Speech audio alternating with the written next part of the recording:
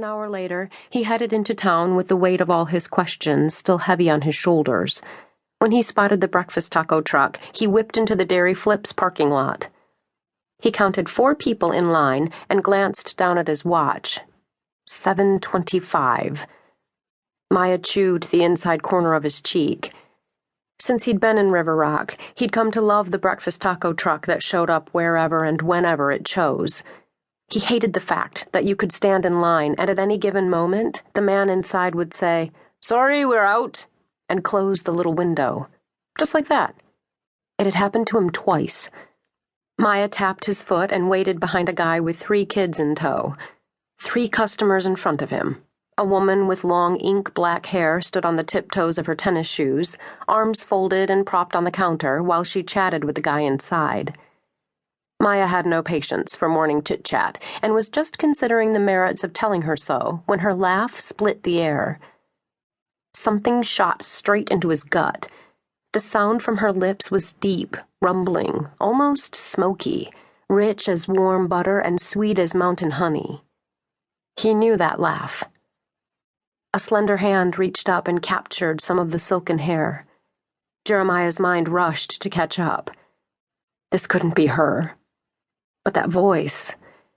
When the guy in front of him moved and blocked Maya's view, he sidestepped so he could see her fully, if only from behind. He had stepped completely out of the line, and a heavyset woman rushed up to take his spot. Who cared? His eyes trailed over the brunette, assessing the possibility. Right height, but wrong body shape.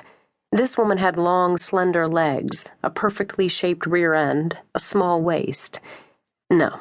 It wasn't her. Maya stepped back into line, a little surprised at the disappointment rising in his chest. And that's when she turned around. Gray? Mary Grace Smith almost dropped her tacos. She'd spun from the counter to hurry back to her car when a wide chest stepped out from the line and nearly body-slammed her. Her bottle of Coke teetered on the edge of her makeshift food tray. Choice words shot into her mind. What kind of person jumps in the face of someone carrying food?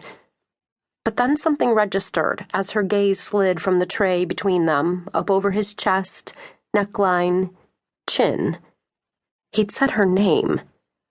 Finally, her eyes found his, and her heart stopped. Maya? It was just one word, just his name.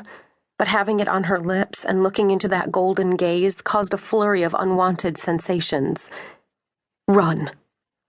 Run, run, run, run, run. This was a bad dream. That was all. A bad dream where she awakened drenched in sweat.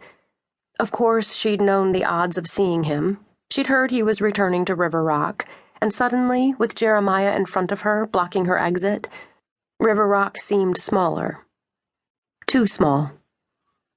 He was all wide smile and animated eyes as he said, "Wow, I didn't know you were living here. Are you just visiting?" Those eyes she'd watched for hundreds, if not thousands, of hours. Eyes that had, at one time in her life, entranced her. Eyes she'd drowned in. Of course, everyone who met Jeremiah was hopelessly trapped in his golden gaze. Add to that the ridiculously chiseled features of a Greek god and that magnetic personality. He was the triple threat. Maya made you feel like you were the only woman on the planet, even if you were the checker at the Piggly Wiggly and all you were doing was scanning his food. She'd actually seen women swoon. And that right there was why Gray took a full step back. He didn't seem to notice as he waited, perfect smile in place, for her to answer. Gray mustered her composure. "I just moved back, a few months ago." "It's great to see you." His brows were riding high, all excitement and anticipation. The sunlight behind him played in the strands of his light brown hair. Gray steeled herself. "You too." She nearly choked on the words, getting them out, and as quickly as she'd run into him, she could run away. "Well, better get going." When she stepped around his wide shoulders, he caught her arm. "Don't look up. Don't look up." But her eyes had a mind of their own and trailed to his. The tiniest of frowns creased his